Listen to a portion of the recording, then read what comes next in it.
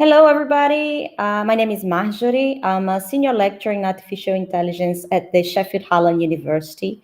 And I'm here today to present mine and Luísa's work, which is titled A Methodology for Procedural Piano Music Composition with Mood Templates Using Genetic Algorithms.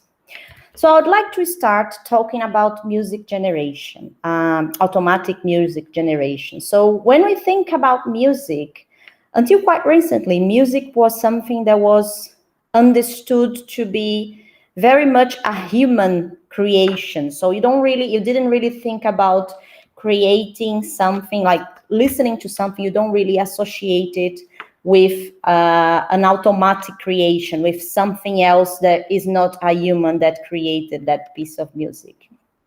However, as I said, in recent years, it has become quite popular, especially with DJing being very popular, and also games. When you think about games and the kind of soundtracks that are associated with games, you have a lot of music being created that would match that kind of style of game. And then in order to create those kind of musics that would fit DJing backgrounds or games backgrounds or even movies and cartoons, you can add quite a few interesting features and interesting sounds. And then you don't really need someone, you can just play around with the existing notes and structures of music composition. And then you can create music from a known piece of music in an automatic way. So far, you don't really have a lot of discussion regarding the automatic music creation. You have a little bit on the authorship side. So there is a very strong discussion, especially in the law side, regarding who should own and who should be responsible and would get the money generated from that piece of music. And then most of this music that is automatically generated is not an issue if it's not breaking any authorship law. There are lots of ways of generating music in an automatic way. So you can just repeat specific sets of notes, or you can use something more something smarter, which we called which we can associate with the artificial intelligence techniques. So there are a few ways that you could potentially create, given a base music, a seed music, you could create something that is not known before, and then using artificial intelligence as the driving force in that regard. Another thing that is very interesting regarding music creation, automatic music creation, is the understanding that music can bring specific emotions to the person that is listening to it.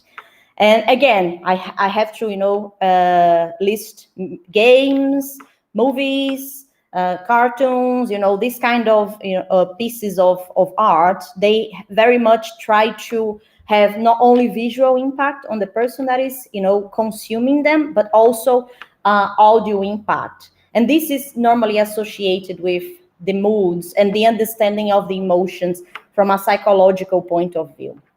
If we look into the research done regarding emotions, and music, you can find very well designed specific things that could, be associated with specific emotions.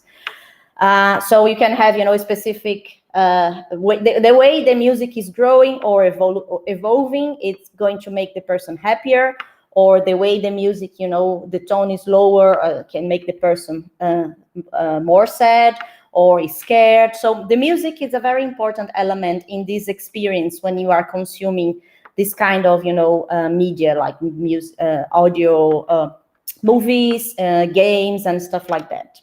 So in this work, in this paper, what we tried to do was try to automatically generate music, but that music is not any music. It's a music that it falls within a specific mood that we designed. So the moods that we decided to explore were happiness and sadness. So we went into the psychological background of what would be, the kind of features within a song that would make people, happy and sad. And then we got the pieces of the music, and we tried to restructure it in a way that we would have a basic music, and then we would apply a specific artificial intelligence technique, and then the outcome would be tried to fall within one of those two categories, being it happiness or sadness. In a very simple way, if you want to know more details, obviously everything will be explained in the paper, and even in Luísa's, final year report, because this was a work done at a university level. We tried to structure the features that we were going to be changing in order to make the music, input music more following within sadness and happiness. We tried to use a few elements of music, composition. Obviously, we didn't want to use every single possible way, because then the work would be impossible and would be too big to be done within the time frame that we had. So we had a few structures that is important to mention. So we have notes, we had pitch, we have the scale, and then we have the functions regarding, music generation. So those will be the things that I'm going to list going forward when we discuss the actual structure of our technique.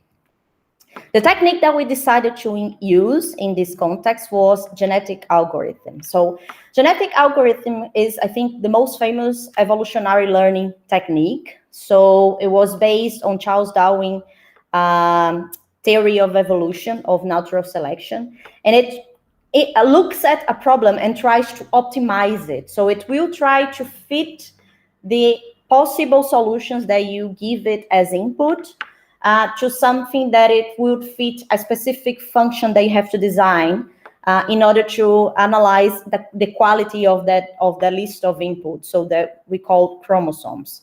So we have a few steps in the execution of the genetic algorithm. So we have to create a population. So a few examples of what we want to be considered in the selection, in the optimization. We have to have a fitness function, which is going to be evaluating the quality of that thing. We have to have a crossover or breeding. So we have to be able to mix and match the existing population. We have the mutation as well, which we will use, to tweak specific points in each of the individuals of the population. And then we have to, once we create all those changes, we have to select what would be a good, example of that solution, a good population member, a good chromosome, and what would be discarded as not being good enough for our problem. So this goes around a few times until we get what we call convergences. So we have a final population that is, representative of our problem. So just to give you an idea, this is the steps that we have to take in order to design the problem. So we had to fix a few limitations of, the generation of music. We know, as I said, creating music can be very, very, creative. So we have lots of possibilities, almost, limitless possibilities, but we had a time constraint. So we had to, limit a few things. So we have only diatonic scales, a single track, only piano, and then we only had one arpeggio.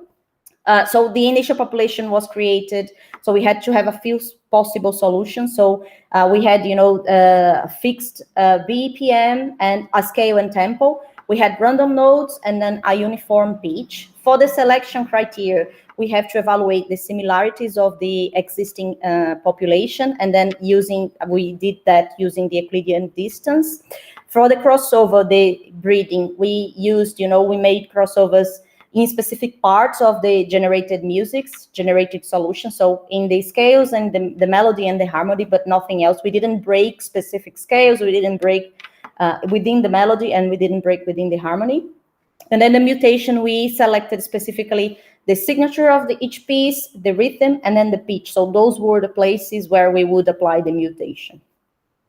As the results, we can say we have a few examples. So we have The templates used, available, seed 0 and seed 1 are also the outcomes of it. So if you want to have a look, you can go and check. All set parameters, this was done by experimentation and also by using what was done in the literature. So we had a population with 60 individuals, so 60 possible examples. The elite size was 15, so how many, samples would be carried over as being the best solutions right at the beginning, so they wouldn't be, eliminated at any point. And then the generations would have 4,000, you would consider a generation after 4,000 interactions of the genetic algorithm, okay? For the results, we evaluated 3 different parts. So we created those musics, and then we asked people to respond a questionnaire regarding the specific pieces. So we had 2 that were the outcome of the happiness application, and then 2 that were the sad, and then we had those 3 different, the template, and then 2 different seeds. The templates pieces, they were the favorite, so the seeds, they weren't very much into, people weren't really interested. The happy 2 had the worst results. Those numbers that you are seeing, they are the average of all the responses if you consider the linear scale. So you have results like if you like it or not from 0 to 5. So if you are halfway, it's average. So if you are closer to 5, people really like it. If you are closer to 0, people really didn't like it. And then one thing that was reported by the people who took part in this experiment was there was a lack of rhythm and regularity in the pieces that were created, okay? If we look at the mood, so we wanted to see if we could imply mood in our, in the results of the pieces that we use. So we can say that the happy, the 2 seeds, when we applied happy, they weren't very much, favored. And then if you look at the sad one as well, one of the sad ones, they weren't very, popular. In the happy one specifically, you have rhythm irregularity, so people got more annoyed than happy. And then if you look at the sad one, you had a lot of pitch variety and then shorter notes, which made people really angry rather than, happy. Then getting sad, they were actually again getting angry at the results. And then we asked people to, try to evaluate the fitness if people thought it would be, suitable to classify that piece of song as happy or well sad. What we had was like, if you look at the distance from the original pieces, the winners in the happy 1, happy 2, and sad 1 were the seed 0. The initial distance was quite high, so we had, people really knowing what their favorite song was as the outcome. We had a quite fast convergence, so we probably made a good choice in selecting, the crossovers and the mutation operators, because we managed to get convergence of the genetic algorithm quite fast. And then, as I said, the mutation specifically, we had very interesting results related to it. So we probably didn't even need the crossover. If we only used the mutation, we would be able to get very similar results within the time that we had. So as final remarks, we were happy with the results, the initial results. So we managed to, fit the results with what we wanted with the goal, the original goal. So we managed to include mood in a template piece, in a specific input piece. But however, the people that took part in the evaluation, they still thought that we had, computer-like music. So they could say what was, computerly generated and what it wasn't. As future works, we would like, to focus on trying to generate more natural sounding music. We would like to increase, regularity in rhythms and synchronicity as well. And we would like to rebalance the features. We thought we used a very standardized set of features. We would like to give weights to specific parts of the music that we thought would make a bigger impact. So now I would like to thank you, and I'm happy to answer any questions. Thank you.